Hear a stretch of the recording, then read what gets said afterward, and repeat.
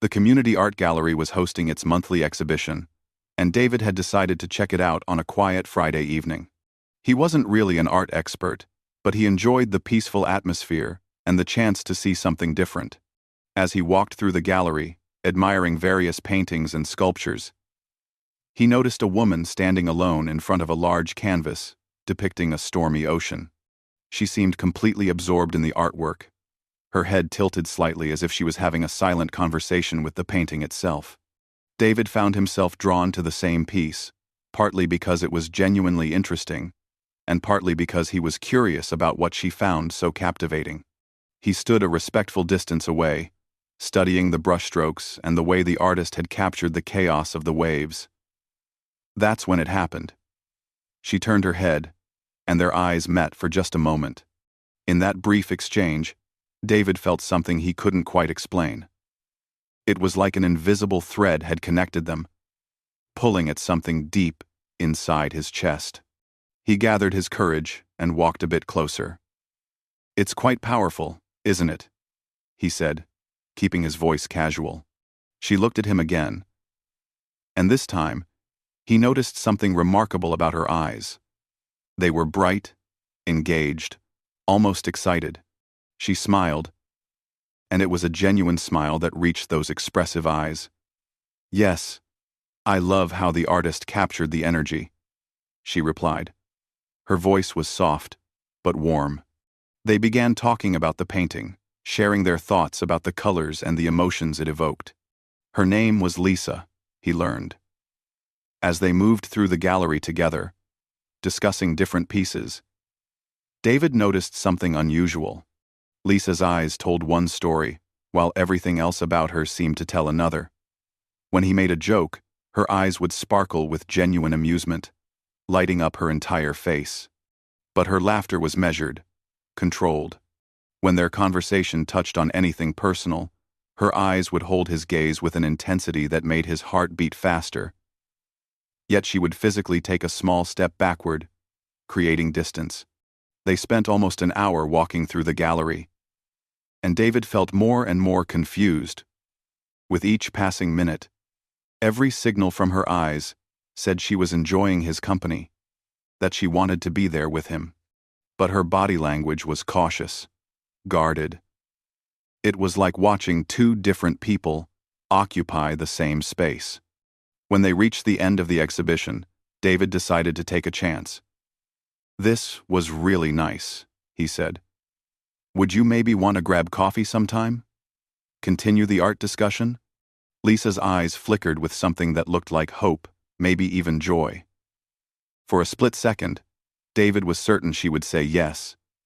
But then her expression changed. Not her eyes, those still looked warm and interested, but her mouth formed a small, uncertain line. "Maybe," she said, and the word carried none of the enthusiasm her eyes had shown just moments before. "I'll think about it." She quickly pulled out her phone. They exchanged numbers, and then she made a polite excuse about needing to get home. As she walked away, David stood there, feeling puzzled. But then something made him look up, and he saw her glance back at him. Once, then twice. Each time, her eyes held that same intensity, that same unspoken message. What was she trying to say? What was holding her back? David walked to his car that evening with more questions than answers, but one thing was certain in his mind. Whatever was happening between them, it wasn't just in his imagination. Those eyes had spoken volumes, even if her lips had remained silent. Over the next few days, David couldn't stop thinking about Lisa. He replayed their conversation in his mind, trying to understand the contradiction he had witnessed. He thought about texting her, but something told him to wait, to give her space. Maybe she was just naturally cautious. Maybe she had other things going on in her life. Or maybe, just maybe, there was a deeper story there that he didn't yet understand. Whatever the truth was, David found himself hoping he would see her again. Hoping for another chance to decode the mystery behind those expressive, honest eyes that seemed to say everything her words wouldn't. 3 weeks had passed since the art gallery, and David had almost convinced himself to forget about Lisa and move on. But life had other plans. He was at the farmer's market on a Sunday morning, picking out fresh vegetables, when he heard a familiar voice behind him. "Those tomatoes look good." He turned around, and there she was, holding a canvas shopping bag and wearing a light blue sweater. Lisa looked just as surprised to see him as he was to see her.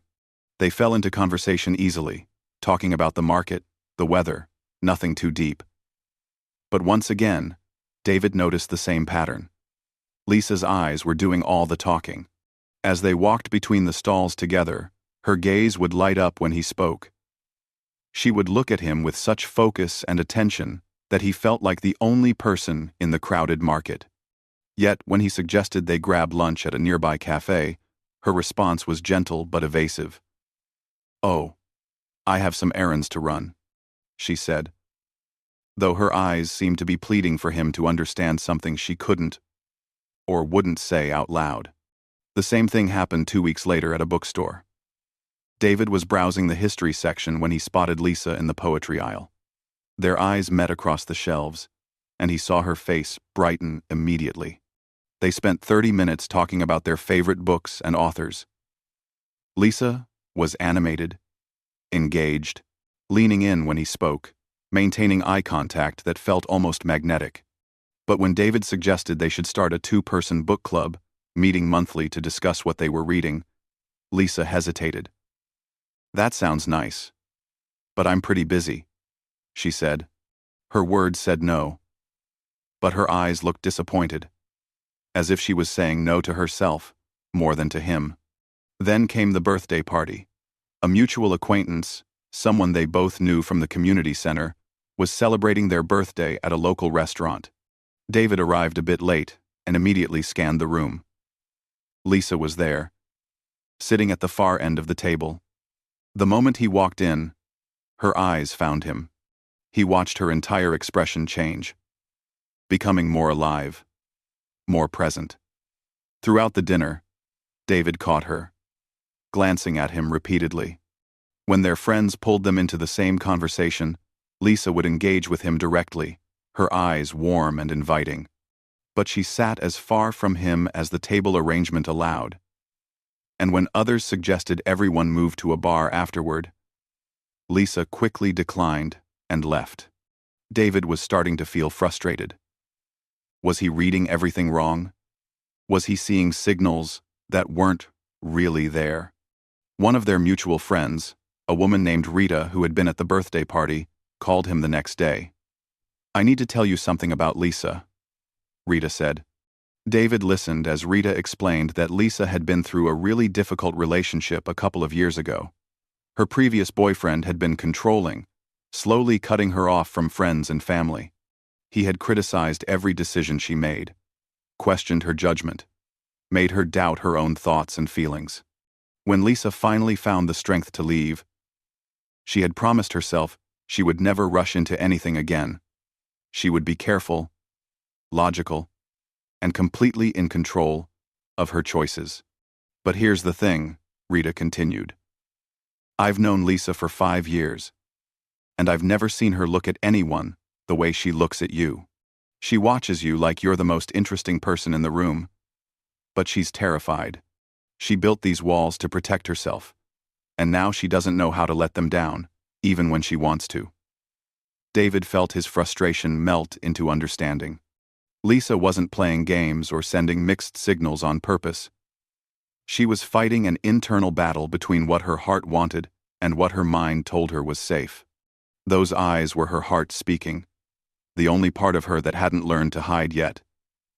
But her words, her actions, those were coming from a place of fear and self-protection. David realized he was at a crossroads. He could walk away and spare himself the confusion and potential heartache. Or he could try a different approach, one that didn't pressure Lisa or force her to make choices she wasn't ready for. As he sat there thinking, he knew what he wanted to do. He wanted to show Lisa that not everyone would hurt her, that sometimes trusting your feelings was okay. But he also knew it couldn't happen on his timeline. It had to happen on hers. David decided to change his strategy completely. Instead of asking Lisa out directly or trying to create opportunities for just the two of them, he would simply be present in her life without pressure. He started organizing group activities, casual gatherings where Lisa would feel safe and comfortable. The first one was a painting class at the community center. David sent out a group text to about 8 people, including Lisa, inviting everyone to join. He was careful not to make it seem like it was about her, even though she was definitely the reason he'd chosen painting over anything else. When the day arrived, David felt nervous. Would she even come? But 15 minutes into the class, Lisa walked through the door. She looked around the room, spotted him, and something in her expression softened. She took the empty easel next to him, and they exchanged brief hellos before the instructor started the lesson. They were painting a simple landscape, a sunset over mountains. As everyone focused on mixing colors and applying brushstrokes, the atmosphere became relaxed and quiet. Without the pressure of direct conversation or the weight of unspoken questions hanging between them, something beautiful happened. Lisa began to open up. She told David about how she had started painting during a difficult period in her life. Art had been her therapy, her way of expressing feelings she couldn't put into words. She talked about color theory and her favorite artists. David listened, really listened, asking questions that showed he cared about what she was saying. There was no agenda, no hidden motive. He was just genuinely interested in knowing her better. At one point, they both reached for the same brush that was sitting between their easels. Their hands touched briefly, and instead of immediately pulling away like she had done before, Lisa let the contact linger for just a second. Her eyes met his, and in that moment, David saw something he hadn't seen before: vulnerability. After the class ended, as everyone was cleaning up, David gathered his courage to address the elephant in the room. But he did it gently, without accusation or frustration. "Lisa, can I ask you something?" She looked at him, suddenly cautious again. "Are we okay? Because sometimes I feel like there are two versions of you.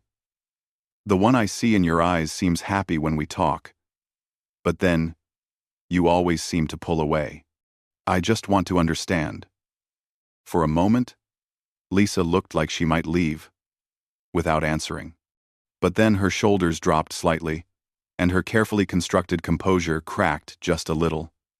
"I'm scared," she said quietly.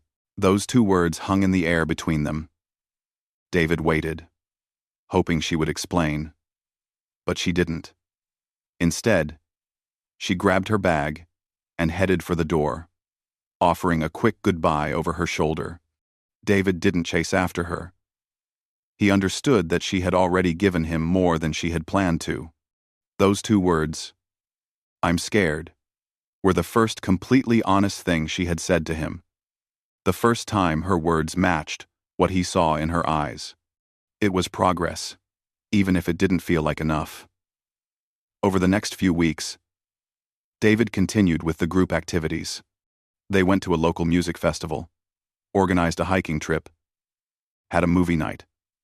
Lisa came to most of them, and gradually, David noticed small changes. She stood a little closer during conversations. Her responses became slightly more personal.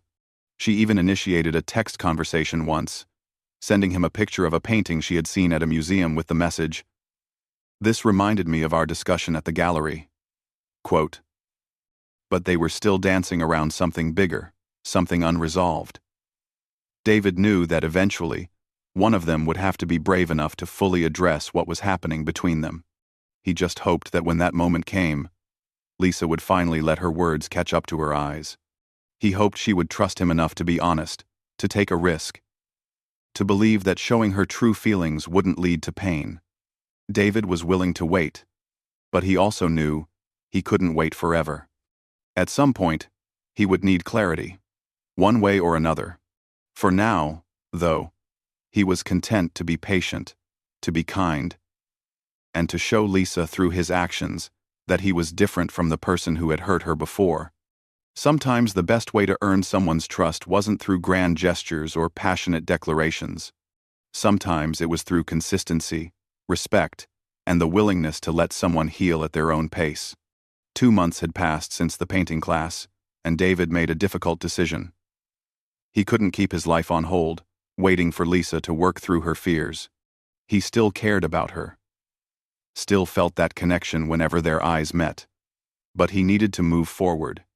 He started seeing someone else. A woman named Jennifer, whom he had met through work. It was casual, nothing serious. But it was nice to have someone who communicated clearly, who said yes when she meant yes, and no when she meant no. There were no confusing signals, no emotional puzzles to solve. One evening, David took Jennifer to a restaurant downtown. They were having a pleasant dinner, laughing about something that had happened at her office, when David glanced toward the entrance and felt his heart stop. Lisa had just walked in with a group of friends. She was smiling at something one of them was saying, but then her eyes swept across the restaurant and landed directly on him and Jennifer, sitting close together, clearly on a date. David saw her physically freeze, saw the smile disappear, saw something break behind those expressive eyes he had come to know so well. David felt torn. Part of him wanted to go over and explain, but explain what exactly?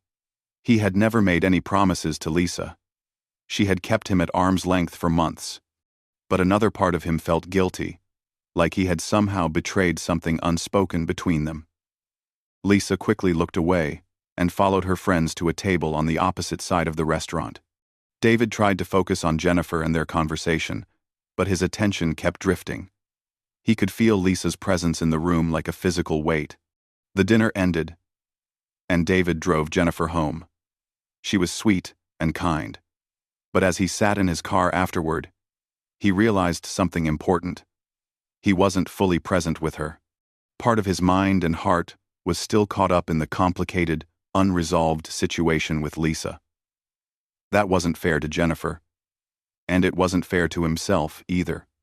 When he got home, he was exhausted from the emotional turmoil of the evening. He changed into comfortable clothes and was about to make some tea when there was a knock at his door. When he opened it, Lisa was standing there, and she was crying. Her hair was wet from the rain that had started falling, and mascara had smudged slightly under her eyes. She looked vulnerable and raw in a way he had never seen before. "I'm sorry," she said immediately. "I'm sorry for showing up like this. I know I have no right to be here, especially after what I saw tonight. But I couldn't sleep. I couldn't breathe. I had to tell you the truth." David stepped aside and let her in. She stood in his living room, looking lost and small. "I've been so unfair to you.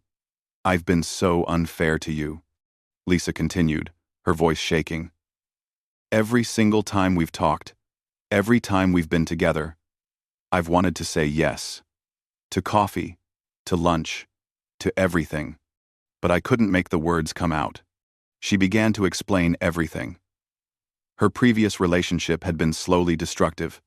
Her ex had manipulated her, made her question her own judgment, punished her emotionally whenever she acted on her feelings instead of overthinking everything.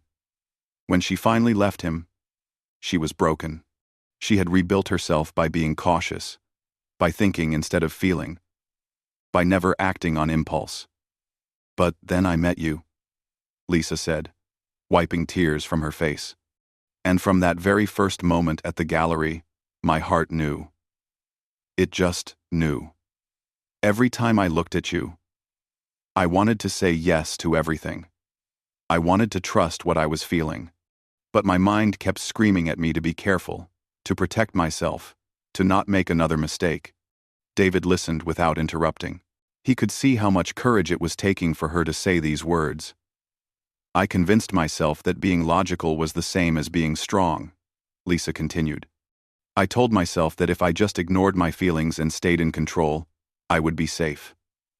But tonight, when I saw you with someone else, I realized that protecting myself meant I was losing something real, something that could have been beautiful." David felt his own emotions rising to the surface. "Lisa," Why are you telling me this now? Why? When I'm finally trying to move on. Lisa, she looked at him with those honest, expressive eyes. Because you deserve to know the truth. Because I've been giving you mixed signals. And that was wrong. I'm not asking you to choose me. I'm not asking for anything, really. I just needed you to know that it was never about you. It was always about me and my fear. They talked for hours that night. David admitted he was confused and hurt by the timing. He explained that he had started seeing someone else because he needed clarity, needed to feel wanted without having to constantly guess. Lisa didn't make excuses or try to claim him. Instead, she was simply honest. Maybe for the first time since they had met. As dawn began to break outside, they both realized something important. Whatever happened next, this conversation had changed everything. The walls Lisa had built were finally coming down, and the truth, as painful and complicated as it was finally out in the open. Sometimes, David thought, the hardest thing to say was also the most necessary thing to hear. The morning after their long conversation, David made a decision. He met with Jennifer for coffee and was honest with her. He told her that he wasn't emotionally available, that there were unresolved feelings from a previous situation that he needed to sort through. Jennifer was disappointed, but appreciated his honesty. She deserved someone who was fully present. And David knew he couldn't be that person for her right now. It wouldn't be fair to anyone to continue something when his heart was clearly elsewhere. But David also didn't immediately run back to Lisa. He needed time to think, to figure out what he really wanted and whether he could trust that things would be different this time. He spent a week processing everything, and then he reached out to Lisa with a simple message asking if they could meet and talk properly. They chose a quiet coffee shop, neutral territory where they could have an honest conversation without the weight of everything hanging over them. When they sat down across from each other, David was direct. I understand why you were scared, and I respect everything you've been through. But I need to know if things can actually be different going forward. I can't keep guessing what you're feeling or trying to read between the lines. Lisa nodded, and he could see she had been thinking about this too. I want to try again, she said. But I want to do it right this time. No games. No mixed signals. I want to be honest, even when it's scary. They agreed to start over, but with new ground rules. Lisa promised she would communicate her feelings, even when they made her uncomfortable. She would say what she meant, instead of hiding behind vague responses. David promised he would be patient when old fears surfaced, because healing wasn't linear, and there would probably be moments when Lisa's instinct would be to retreat. They both agreed that if either of them felt uncertain or confused, they would talk about it instead of making assumptions. Their first real date was simple. They went back to the art gallery where they had first met, as if they were closing one chapter and beginning another. As they walked through the exhibition, Lisa took David's hand. It was a small gesture, but it meant everything. She was choosing to be brave, to trust her feelings instead of running from them. Over the next few months, their relationship grew steadily. There were challenging moments. Sometimes, Lisa would catch herself pulling back emotionally, defaulting to old protective patterns.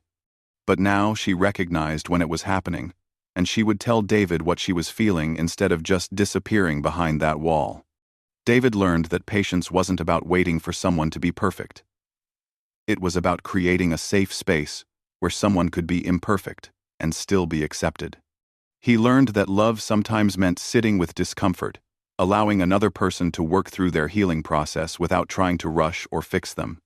They had disagreements and difficult conversations, like any couple, but they faced them together instead of avoiding them. Lisa discovered something powerful during this time. She learned that expressing her emotions didn't make her weak or foolish. It made her authentic.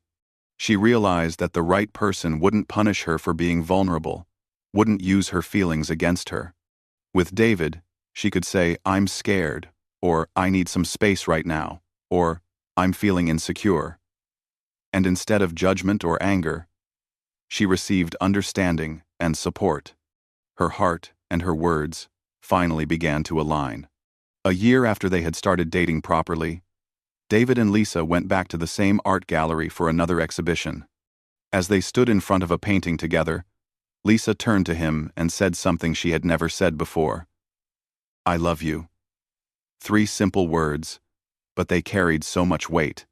For the first time since they had met, her eyes and her lips were saying exactly the same thing. There was no contradiction, no hidden meaning, no fear holding her back. She was fully present, fully honest, fully herself. David smiled and pulled her close. "I love you too." They stood there together, 2 people who had found each other in a complicated way but had chosen to do the work necessary to build something real. Lisa had learned that running from her feelings didn't protect her. It just kept her lonely.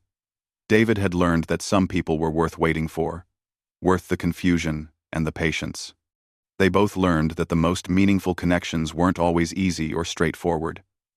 Sometimes, they required courage, honesty, and the willingness to be vulnerable, even when it felt terrifying. As they left the gallery that evening, walking hand in hand into the cool night air, Lisa felt a sense of peace she hadn't experienced in years. She no longer had to choose between what her heart wanted and what her mind thought was safe. She could have both. She could trust herself and trust David. Her eyes had been telling the truth all along. And now, finally, her lips were saying it too.